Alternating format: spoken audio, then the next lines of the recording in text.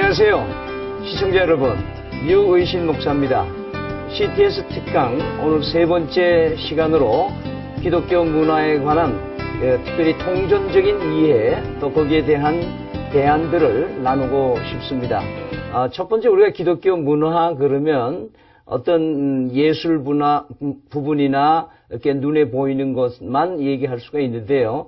사실상 보다 더 통전적인 이해를 해야 할 필요가 있습니다. 왜냐하면 하나님께서 우리 인간을 보실 때에 영으로만 보시지도 않으시고 또 육으로만 보시는 것도 아니고 영과 육, 정신이 하나로 되어 있는 인간의 모습을 바라보시고 계시기 때문에 그렇습니다. 또 우리를 창조하신 하나님의 섭리도 우리는 통전적인 한 인격자로 창조해 주셨지 육으로만 있는 것도 아닐 것입니다.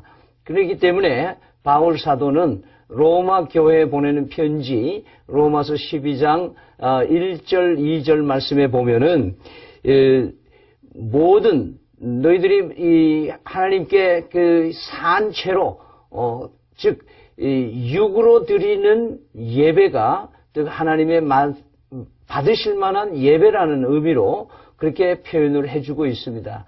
다시 말해서 신령한 예배는 단지 정신적으로 영적으로만 드리는 것이 아니라 내 육적으로 드리는 모든 일상의 삶 속에서 하나님이 드러나시게 해드리도록 살아가는 것을 예배다. 그래서 산 예배다. 이렇게 표현을 해 주시고 계십니다. 따라서 우리가 기독교 문화라고 얘기할 때는 어떤 특정한 부분만을 얘기하는 것이 아니라 보다 더 우리 삶의 포괄적인 전 영역을 포함한다고 이해하지 않으면 굉장히 오해가 생길 수가 있는 것이죠. 따라서 오늘 우리가 이 기독교 문화의 통전적인 이해를 돕기 위해서 세 가지 명제를 드리고 싶습니다. 첫째 명제는 기독교 문화의 생산에 대한 얘기예요. 문화를 생산하기 위한 환경과 컨텐츠를 우리가 서로 공유할 수 있겠느냐 하는 그런 명제를 한번 낼 수 있을 거고요. 또 두 번째 명제는 기독 문화 유통자와 또 정보 공유 또는 상호 협력 관계 이런 것들에 대한 이 문제들을 얘기를 해볼 수 있을 것입니다. 세 번째 명제로는 기독교 문화를 소비하는 것에 대한 그런 우리 소비 의식 개혁과 또 이 소비층을 확대해서 어떻게 하면 비기독 문화권에 있는 사람들까지에게도 영향을 미칠 수 있을 것인가에 대한 담론을 드리게 될 것입니다. 이러기 위해서 우리가 기독 문화에 대한 이야기를 좀 더 쉽게 얘기하기 위해서 우리가 경제의 용어를 가지고 한번 풀어가 보도록 그렇게 하겠습니다. 그래서 그 용어를 좀 몇 가지 정리를 해보면 문화 생산자라는 말에 대한 의미입니다. 문화는 누군가에 의해서 만들어져야 돼야 되겠죠. 그래서 문화 컨텐츠라는 말을 쓰죠. 그래서 창작하고 제작하고 생산하는 그런 영역이 이 사역자들에게 필요한 것입니다. 다시 말해서 매체를 제작하거나 음악 같으면 작사와 작곡자가 있다든지 또는 모든 물건에는 사전에 디자인하고 설계하는 부분이 있다든지 또는 다 만들어진 다음에도 그것을 평가를 하고 모든 예술 창작 부분에는 이런 생산하는 사람이 있다라는 것이 우리 산업화된 우리 경제 용어를 빌리면 문화 생산이 돼야 된다. 이런 말씀을 드릴 수가 있겠습니다. 두 번째 용어는 문화에 대한 유통이다. 문화 유통자다. 그 말은 이 생산된 문화들을 어떻게 하면 세상에 내보내서 많은 사람들에게 보여주고 드러내주고 이것을 A라는 곳에서 B라는 곳으로 옮겨가며 또 A라는 문화권에 있는 사람들에게 B라는 문화권으로 그 기독 문화를 유통시키는 것인가. 이것은 굉장히 지금 현재 우리가 문화 그러면 대개 여기에 해당되는 것을 이해들을 많이 하고 있습니다. 예를 들면 공연하는 거, 또 뭐 영화, 이런 그 극장, 어떤 이런 이 문화를 공유할 수 있는 그런 장소뿐만 아니라 또 그런 것을 보여주는 그런 매체들, 이 모든 것들이 만들어 놓은 문화들을 소비자에게 유통시켜주는 문화 영역. 그래서 여기에는 많은 그 예술가들, 여기에는 많은 연기자들, 여기에는 많은 배우들, 여기에는 많은 글 쓰는 사람들이 보여지는 책, 문서를 만들어서 발행해내는, 또 시중에 유통하는 서점, 뭐 극장, 그런 모든 것들은 이 유통하는, 문화 유통하는 것이다라고 볼 수가 있습니다. 그러면서 우리는 세 번째 명제를 문화 소비 운동이다, 문화 소비자라는 단어를 써볼 수가 있을 겁니다. 다시 말해서 아무리 많이 만들어 놓고 좋은 걸 만들고 또 아무리 좋은 창작물을 내어 보내줘도 소비하는 사람들이, 말하자면 공연을 하면 그 공연장에 누가 와서 티켓을 사서 와서 봐주는 사람이 없으면, 또 CD를 만들어 놔도 그건 누가 사서 집에 가서 듣는 사람이 없으면, 소비해 주는 사람이 없으면 그 창작해 놓은, 생산해 놓은 문화가 더 이상 이 확산되거나 발전하기가 어려울 것입니다. 그래서 세 번째 명제를 우리는 문화 소비라는 용어를 사용하게 될 것입니다. 그러면서 이 문화에 대한 통전적인 발전에 대한 마스터 플랜이라고 그럴까요? 전체적인 그림을 한번 이렇게 봐주시면은 아마 여러분들이 무슨 얘기를 하려고 하는 거구나 하고 이해가 될 것입니다. 다시 말해서 기독교 문화의 그 영역별 사역자들과 또 단체들, 조직적 그 연대 운동들이 일어나고 있는 요즘 현상들을 봅니다. 그리고 이런 정보들, 기독 문화에 대한 정보들을 수집하고 공유하고 서로 만나서 공감대를 형성하는 그런 두 부류들이 이제는 한테 만나서 이제 같이 걱정하는, 다시 말해서 공연하는 사람은 공연만 하고, 또 작곡하고 작사하는 사람은 그것만 하고, 또 소비하는 사람은 소비하고, 이렇게 세 부류의 영역이 각자 따로 살기 시작하면 이 기독 문화에 대한 발전적인 데 봐서는 상당히 요원해진다. 그러니까 이 세 영역이 한테 어우러져서 열심히 생산도 하고 수준 높은 문화가 만들어져 나오고, 또 그 만들어진 문화를 많은 사람들에게 공유할 수 있도록 같이 유통해 나가고 소개하고 이것을 아주 수준 높게 내보여주는 이런 유통 과정이 필요하고, 또 이것을 적극적으로 소비하는 운동이 원활하게 이루어져 나갈 때에 우리는 기독교 문화의 통정적인 사역이다, 이렇게 표현해 볼 수가 있을 것입니다. 그래서 먼저 우리가 생산 영역으로 들어가서 한번 얘기를 해보겠습니다. 사실은 이 생산을 하는 주체는 사람이잖아요. 기독 신자, 즉 예수를 믿는 사람이 무엇을 만들어내는 것이 우리는 기독 문화라고 얘기를 할 수 있을 겁니다.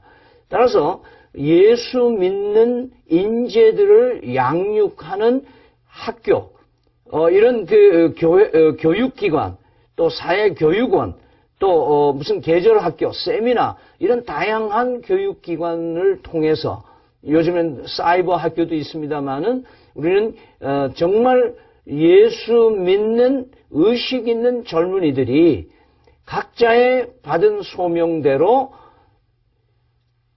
기독교 문화 콘텐츠를 창조해내는 그런 인재들을 키워내는 교육기관, 이것이 절실하게 필요한 시대입니다. 그래야만 이 기독교 문화를 생산하는 데 왕성해질 수 있을 것입니다. 두 번째는 문화 장르별로 이 프로듀서나 제작사들이 많아져야 될 것입니다. 다시 말해서 다큐를 만드는 사람은 다큐에 뭐 동물만 다큐를 만드는 사람, 인생 스토리만 만드는 사람, 뭐 러브 스토리만 만드는 사람, 그런 전문가들이 수준 높은 작품들을 만들어가는 그런 분위기로, 그래서 생산자들이 힘을 얻을 수 있어야 될 것입니다. 그 다음에는 이 창의적인 생산을 위해서는 연구하는 데 투자를 할 수 있는, 그래서 이것을 깊이 있게 연구하고 거기에 어떤 컨텐츠로 더 깊이 있는 작품들을 만들어 갈 것인가에 대한 연구, 요즘엔 흔히 R&D라고 그러죠. Research and Development. 뭔가 새로운 걸 자꾸 만들어가는 그런 연구기관들이 이 기독교 문화 생산에서 꼭 필요하리라고 봅니다. 그 다음에는 이 생산 영역에서 반드시 짚고 넘어가야 할 부분이 투자자들입니다.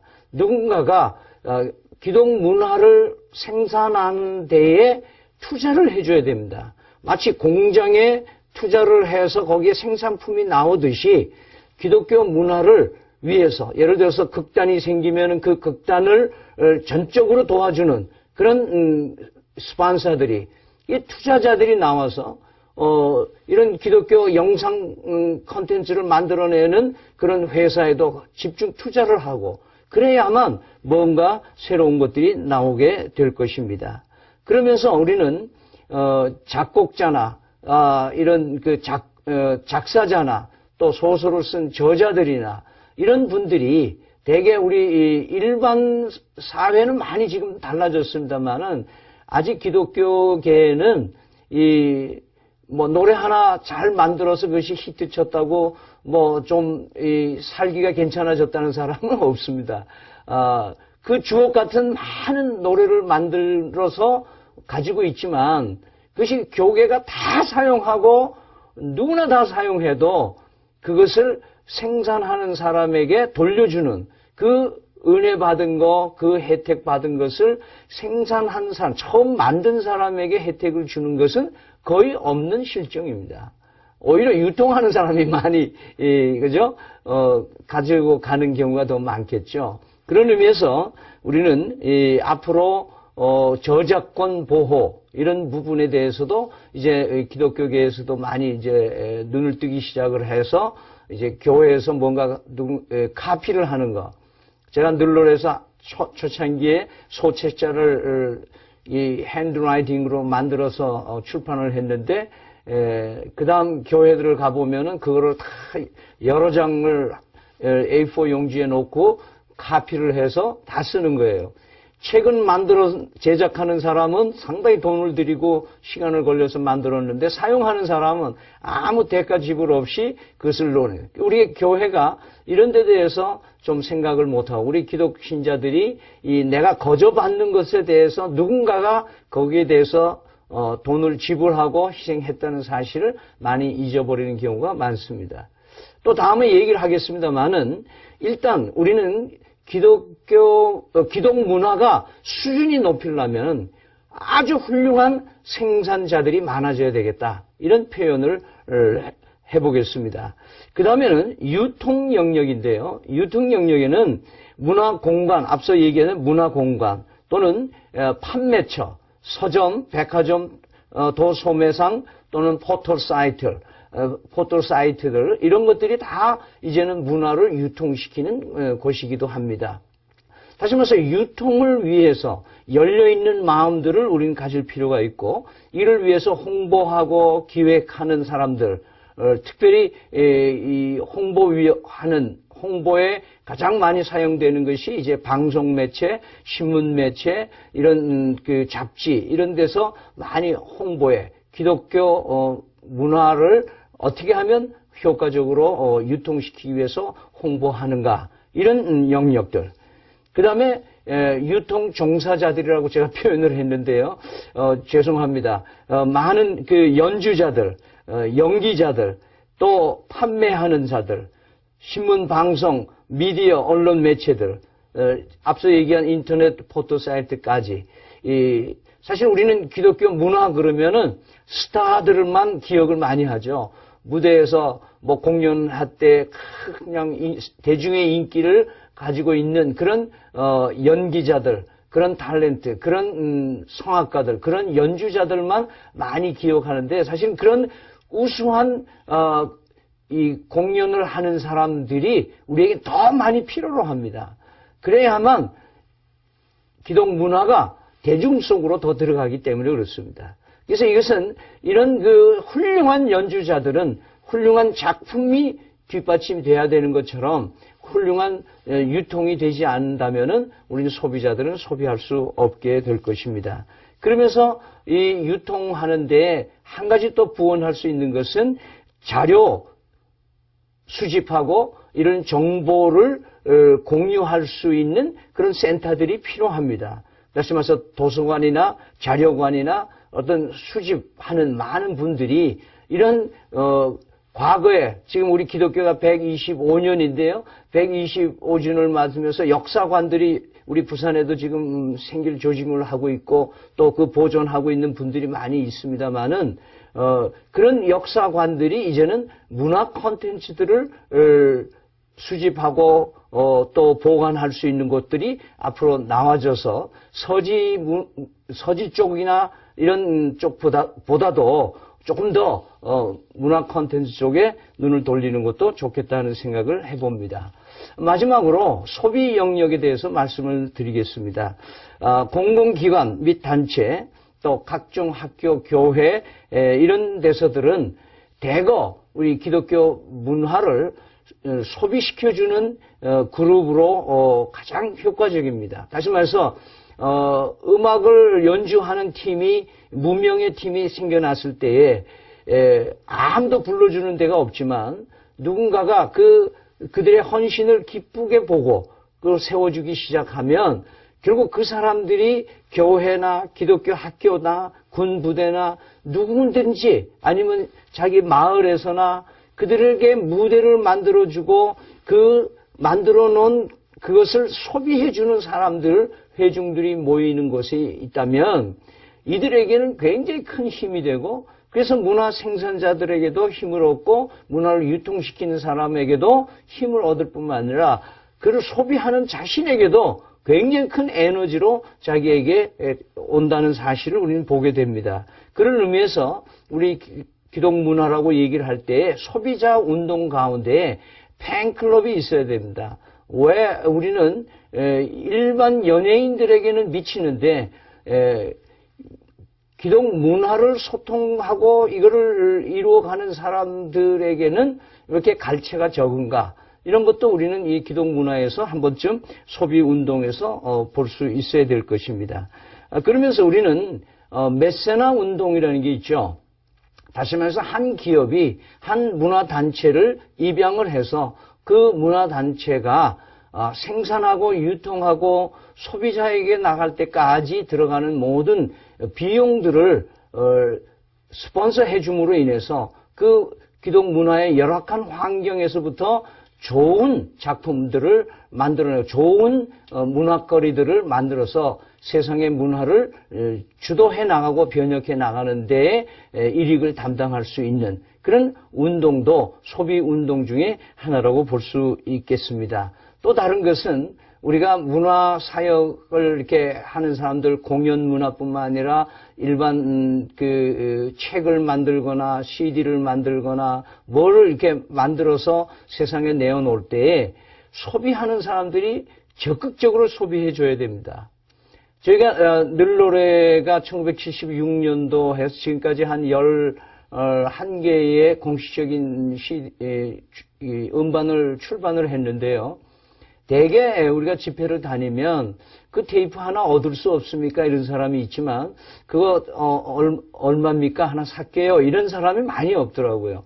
그러니까 얻는 거는 익숙한데 돈 주고 사는 것은 잘 못하는 우리 문화가 아닌가. 물론 이거 돈 주고 산다는 게 좀 이상하지만요. 그러나 소비해 주는 사람이 적극적으로 많아질 때에 문화 콘텐츠가 발전되고 문화 영역이 넓어진다. 그와 같은 이론으로 어떤 공연이 있다, 연극을 한다 그러면 적극적으로 우리 교회가 또 교인들이 또 크리스천들이 적극적으로 구입을 해서 거기에 가서 참여를 해주는 소위 동원이 되어주는 것이 굉장히 중요합니다.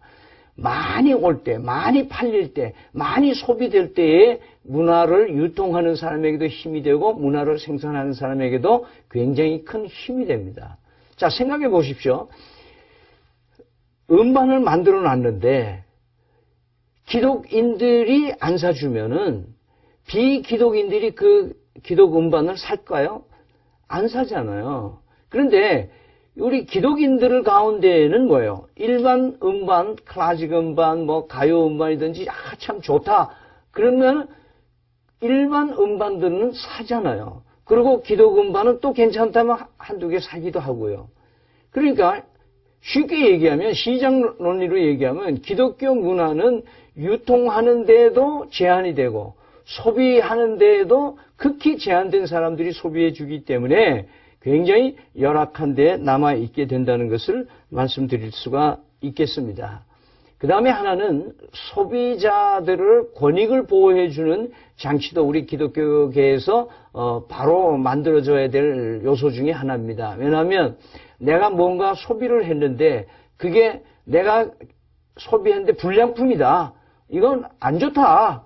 그러면 거기에 대한 책임을 질 수 있는 그런 주체자가 있어야 될 것이고 그것을 중재하는 사람이 있어서 이 기독교 문화의 소비자들을 농락하는 일이 없도록 그렇게 해서 이 소비자들을 보호해주는 장치도 앞으로 이 문화의 통정적인 이해 가운데서 필요할 것입니다. 저는 오늘 문화에 대한 기독교 문화에 대해서 이 통정적인 이해를 혹시 여러분은 좀 메마른 메시지 같이 들릴지는 모르겠습니다만은 우리가 앞으로 이런 면에서 사람을 통전적으로 이해하듯이 이 사람의 전 영역에서 만들어진 모든 문화 영역이 통전적으로 이해하면서 각자의 다른 장르와 다른 영역의 문화들을 서로 인정하고 서로 힘이 되어주고 서로 격려가 되어주는 쪽으로 융복합으로 이루어가지 않으면 우리의 미래는 기독교 문화는 이 땅에 상당히 위축될 것이다. 그러면서 여러분 그 기독교 교인들이 먼저 기독 문화를 소비해주는 그리고 이것을 내가 먼저 소비해서 너무 좋으니까 이웃에게 권하는 이런 이 문화 영역으로 발전시켜 나가면 좋겠다. 예를 들면 여러분 봅시다. 우리가 경제가 어려울 때는 실력이 없을 때는 우리는 국산품 애용 이렇게 많이 가지 않았어요? 그러나 지금 2만 달러를 넘어서면서 우리는 자연히 FTA 뭐 미국하고도 우리 트고 살자 이렇게 지금 나가는 거 왜? 자신이 있으니까. 앞으로 저는 그런 꿈을 꿔봅니다. 기독교 문화, 기독 문화가 수준이 너무 높아져서 이제는 기독인들만 소비하는 그 제한적인 소비 영역이 아니라 넌 크리스천들도 야, 그건 너무 좋다. 이제 우리 이 일반 세속 문화로서는 이 세상에 대안이 없는데 기독 문화 당신들이 생산한 거 내가 그 유통 과정을 보니까 너무 내가 소비해 보니까 너무 좋다. 이제 이것이 나를 살리고 세상을 살리는 문화다라는 게 인식되어지면서 이제는 우리가 이거 좀 사라고 얘기 안 해도 스스로 기독 서점에 와서 책을 사고 음반을 사고 기독교 문화의 공연들을 와서 티켓을 사서 보러 오는 사람들이 있어지는 그래서 넌 크리스천들도 기독 문화의 욕구를 새로운 욕구를 가지고 찾아오게 되는 시대가 반드시 있게 되리라고 저는 믿습니다. 그런 의미에서 우리는 우리의 삶의 영역에서 각자의 맡은 일들을 수준 높은 정말 신앙의 열정을 가지고 하나님 앞에 우리의 영역을 다 하면서 다른 사람과 같이 가는 마치 무지개가 각자의 색깔이 가지고 있으면서도 아름답게 보여지듯이 샐러드가 다 섞여 있지만 다 다른 맛을 가지고 있지만 하나로 어우러지듯이 기독 문화는 이렇게 통전적으로 이해하고 서로가 서로를 보완하고 보충해 나가고 인정해주고 힘이 되어주는 통정적 문화 운동으로 앞으로 나가야만 되겠다라는 말씀으로 오늘 결론을 내리겠습니다. 시청해 주신 여러분 감사합니다.